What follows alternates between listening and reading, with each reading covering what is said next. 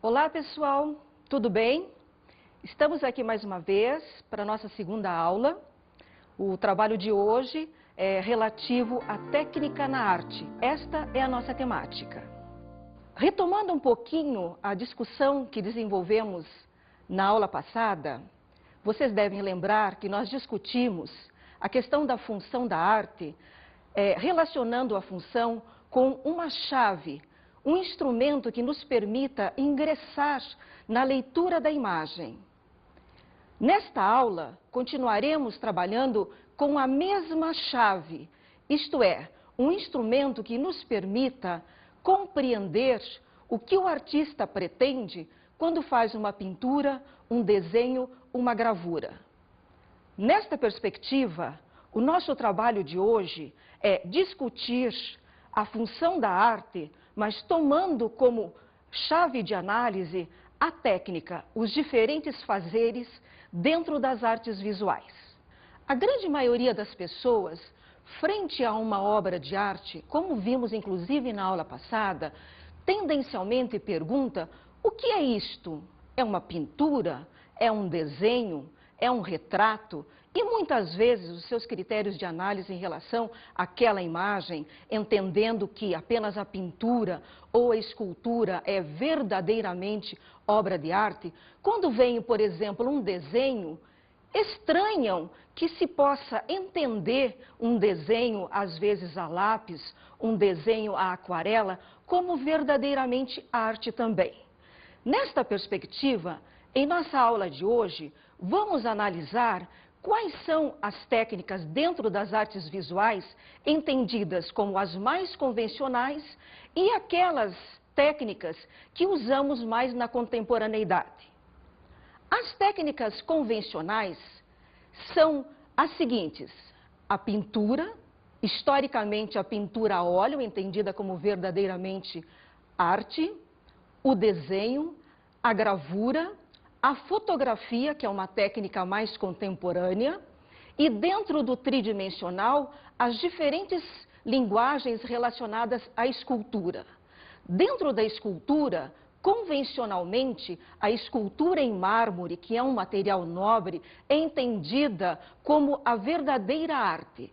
Mas além da escultura em mármore, nós temos outros tipos de esculturas, como por exemplo, o mobile, o stabile e outras técnicas relacionadas a materiais menos nobres, como por exemplo, a escultura mole. Durante a nossa aula de hoje, nós estaremos discutindo um pouquinho o papel da técnica para os artistas, a importância da técnica para os artistas e a importância da técnica para os alunos. Gostaria que ficasse bem claro para você essa diferença entre pensar o trabalho para o artista e pensar o trabalho com o aluno, em especial com as crianças. Por que então estudar as técnicas artísticas? As técnicas artísticas se constituem numa segunda chave de leitura das imagens. E estudá-las é fundamental para que, de fato, a nossa leitura supere uma leitura meramente descritiva da imagem.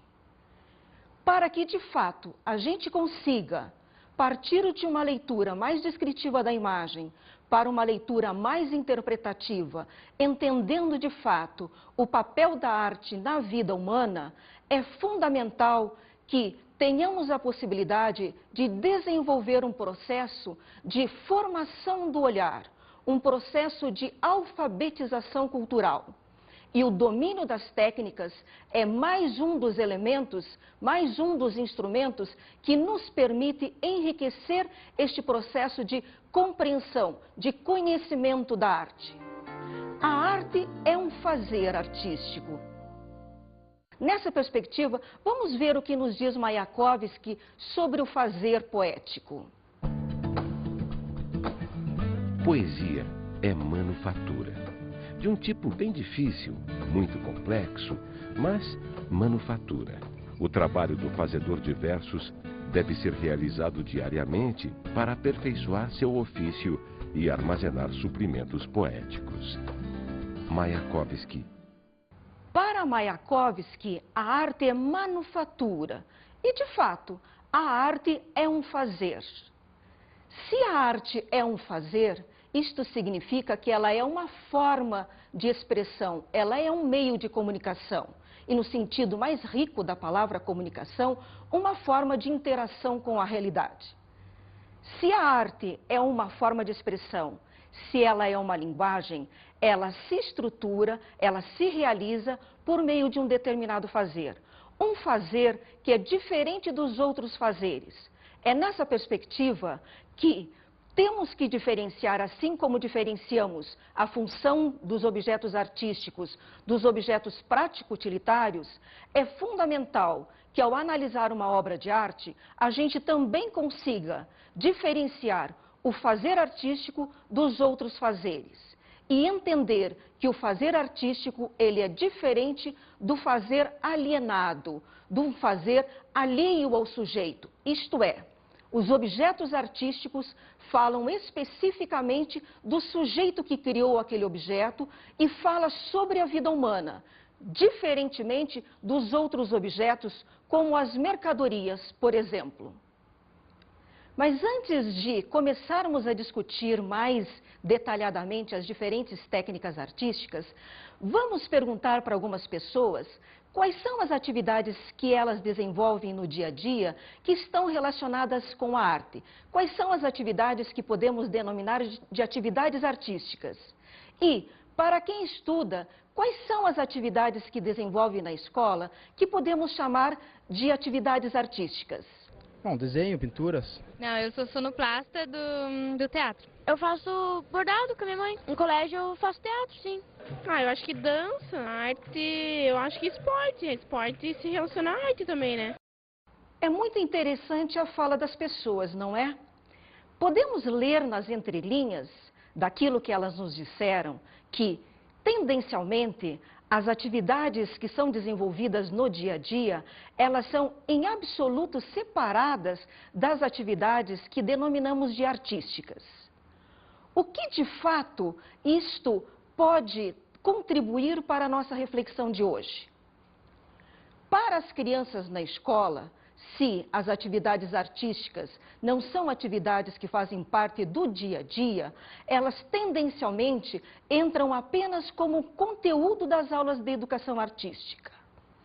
A partir desta ideia, é importante desenvolver com os alunos a consciência de que o domínio das técnicas na arte é uma forma de construir uma linguagem para usar uma outra forma de comunicação, além da comunicação escrita, por exemplo, e a comunicação verbal. Uma outra questão importante é a gente não esquecer de analisar com os alunos que a técnica para os artistas é completamente diferente da técnica para os alunos. A técnica para os artistas é um meio de construir uma pintura, um desenho, uma gravura. Nesta perspectiva, a pesquisa e o conhecimento, o exercício, o trabalho que os artistas desenvolvem é no sentido de dominar as diferentes técnicas, dominar o processo das diferentes técnicas para que ele chegue à sua técnica, ao seu estilo. O singular na nossa reflexão é muito importante. No caso da escola, o trabalho com o aluno em relação às técnicas não deve ser pensado na perspectiva de que o aluno venha a construir um estilo pessoal de fazer arte. Muito pelo contrário, a nossa preocupação fundamental é que o aluno domine o conhecimento técnico, que ele desenvolva um trabalho de pesquisa sobre as diferentes técnicas, primeiro, para que ele use isso como uma forma de comunicação exatamente como as outras, e, em segundo lugar, para que ele tenha os instrumentos ou as chaves, como apontamos anteriormente, para que, de fato, ele consiga apreciar a produção artística. Vejamos, então, dentro das artes visuais, quais são as suas técnicas.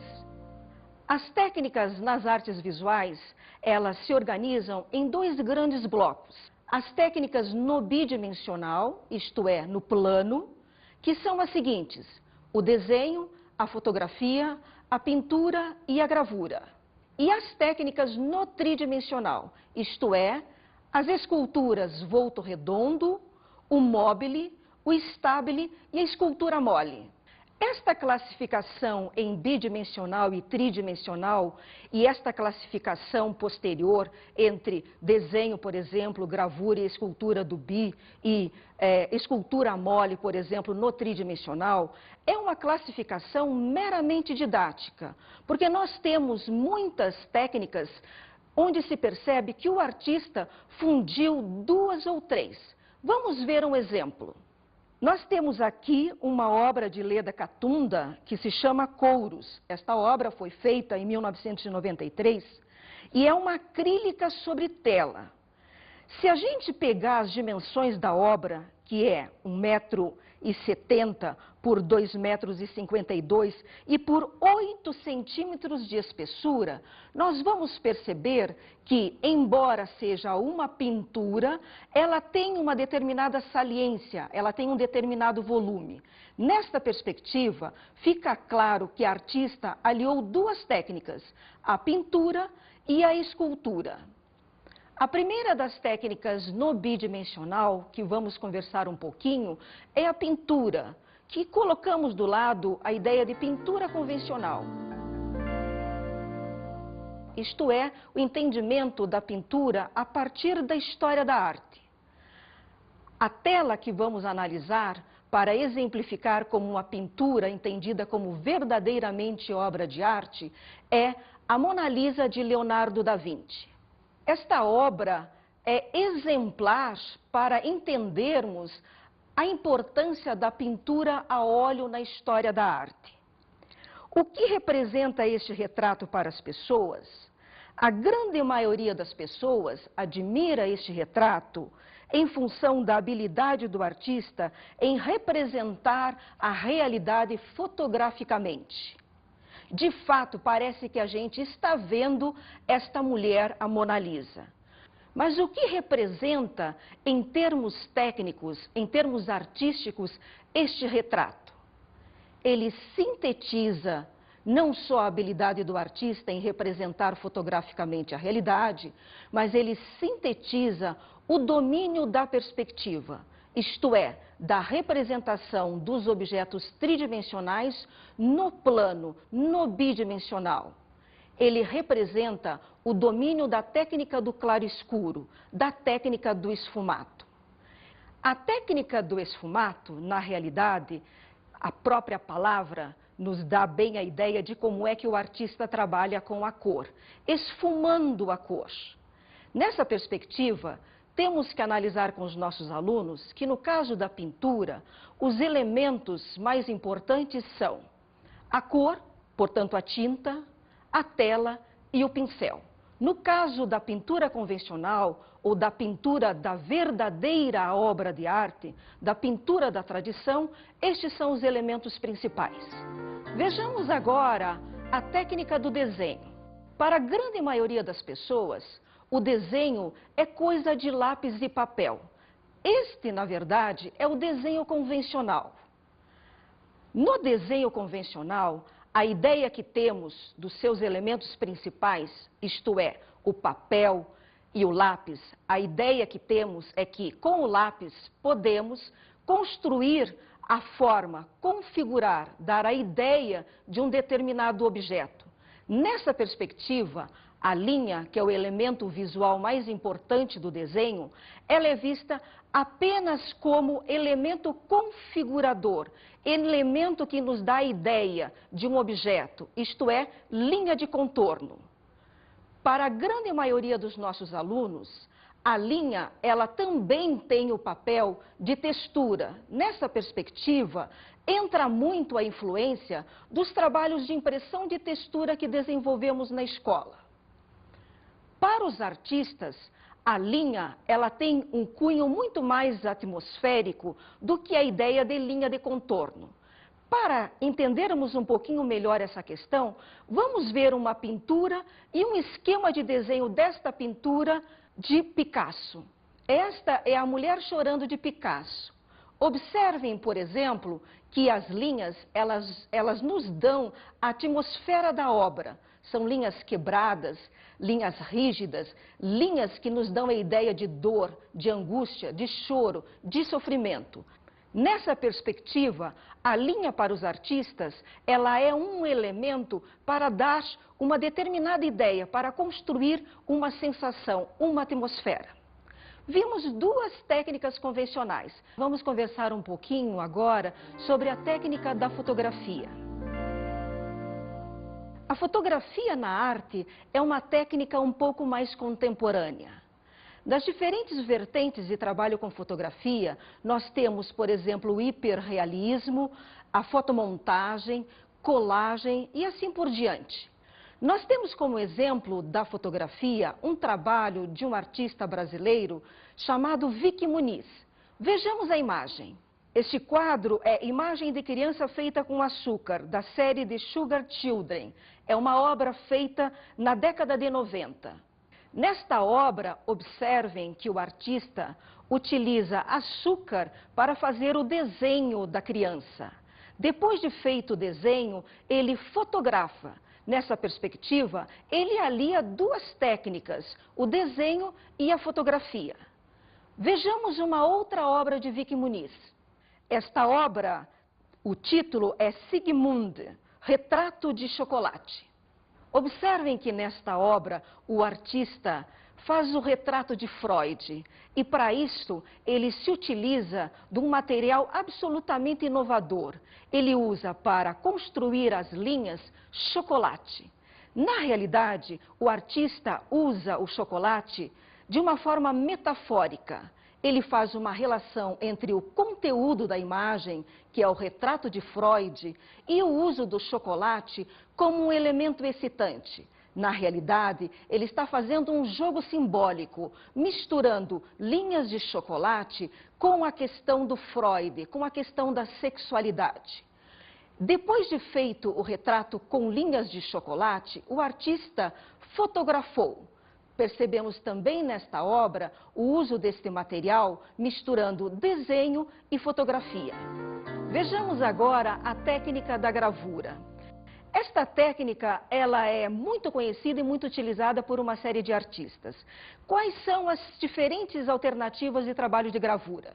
Nós temos procedimentos que são mais convencionais, como por exemplo, a gravura em metal, a xilogravura, que é uma gravura que tem como matriz a madeira, o linóleo, que é uma placa de borracha, a litografia, cuja matriz é uma pedra, e a serigrafia, que é um material mais ou menos parecido com a técnica da fotografia. Além das técnicas mais convencionais de gravura, nós temos hoje algumas menos convencionais, algumas alternativas. Dentre elas, por exemplo, o uso do carimbo e o uso do xerox. Vejamos uma obra de Rosana Paulino. É uma série de retratos que Rosana Paulino construiu se utilizando da técnica da impressão, mas de uma forma alternativa. Se utilizou do xerox. Observem que ela alia a técnica da gravura alternativa, a linha preta, na realidade, ela costurou partes do rosto das mulheres. Às vezes a boca, às vezes os olhos, às vezes a testa, às vezes a garganta. Na realidade, a artista, ela alia o desenho à gravura. E além de aliar duas técnicas diferentes, ela se utiliza de um procedimento alternativo, que é o xerox. Vamos agora às técnicas nas quais utilizamos o tridimensional. Vejamos primeiramente uma escultura. É o Moisés de Miguel Ângelo. Observem esta imagem. Esta escultura, ela sintetiza a habilidade do artista de tirar de uma pedra, um material nobre na escultura, todo o referencial de harmonia e de proporção do Renascimento. Na realidade, o próprio artista ficou tão encantado com a sua capacidade de representar com tal perfeição esta figura que é o Moisés, que ele mesmo, conta-se, isto é uma pequena história que se relata, que ao final da construção dessa escultura, O próprio artista bateu com o cinzel sobre a perna do Moisés e exclamou: "Parla!". Na realidade, esta história, ela nos dá uma ideia de como, até hoje, a escultura com material nobre, como, por exemplo, o mármore, ainda é visto como verdadeiramente obra de arte. Mas, além desse tipo de escultura, nós temos outras esculturas mais contemporâneas, como, por exemplo, esta obra de Cildo Meireles. Esta obra de Cildo Meireles tem o título de Parla. Na realidade, se analisarmos pelo título da obra, percebemos que Cildo Meireles faz uma referência àquela pequena história do Moisés de Miguel Ângelo, né? No entanto, ele não se utiliza de materiais nobres como Miguel Ângelo se utilizou. Nesta obra, ele utiliza materiais pouco convencionais. Ele mistura o granito, a madeira e o couro. Nesta outra escultura, que é Hambúrguer Gigante, de Claes Oldenburg, um artista da pop art americana, nós também percebemos o uso de materiais para escultura, de materiais bem alternativos. Na realidade, esse artista, ele é conhecido como o criador da escultura mole. Claes Oldenburg se utiliza de lona plástica colorida com enchimento de espuma. Esta é uma obra grande, até pelo próprio título, Hambúrguer Gigante. Ela tem aproximadamente 1,5 metro de diâmetro. Podemos perceber, então, sinteticamente, que na contemporaneidade, o uso de materiais alternativos é muito difundido entre os artistas.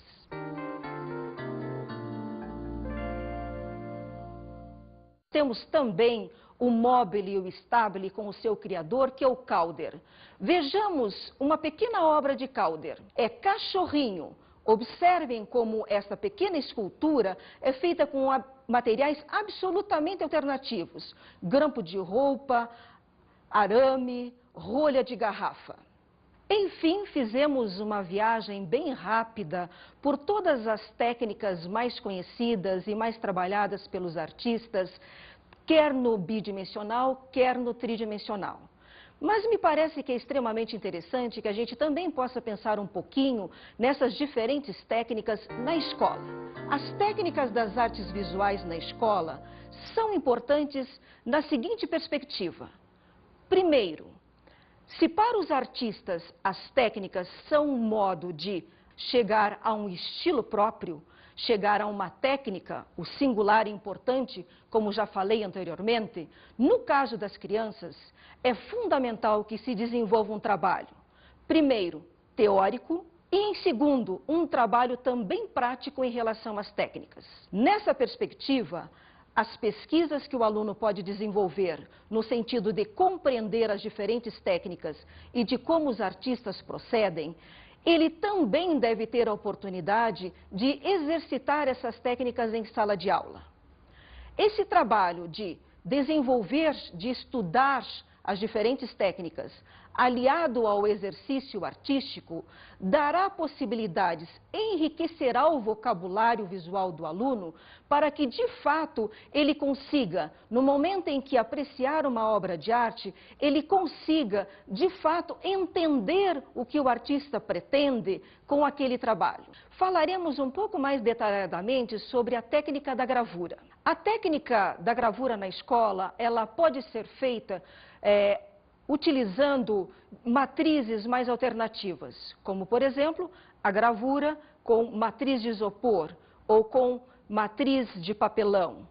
Além desse tipo de exercício, podemos também fazer a monotipia, impressão de uma única cópia usando uma base alternativa, uma forma, uma bandeja ou uma placa de fórmica. Podemos também trabalhar com os alunos a monotipia com desenho. Podemos passar tinta numa bandeja, forma ou pedaço de madeira. Colocar sobre a tinta uma folha branca e, usando um lápis ou objeto com ponta, desenhar sobre o papel.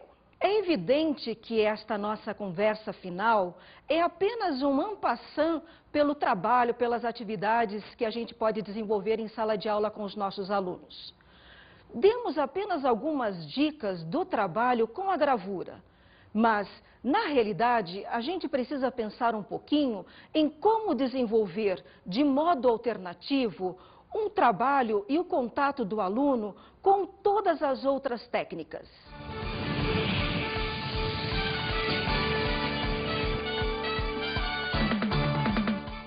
Nossas dicas de estudo são dois textos, dois pequenos livros de Anne Force Lind. O primeiro texto é Desenhos, Jogos e Experiências e o segundo, Pinturas, Jogos e Experiências. Eu espero que vocês, de fato, apreciem essas duas pequenas obras.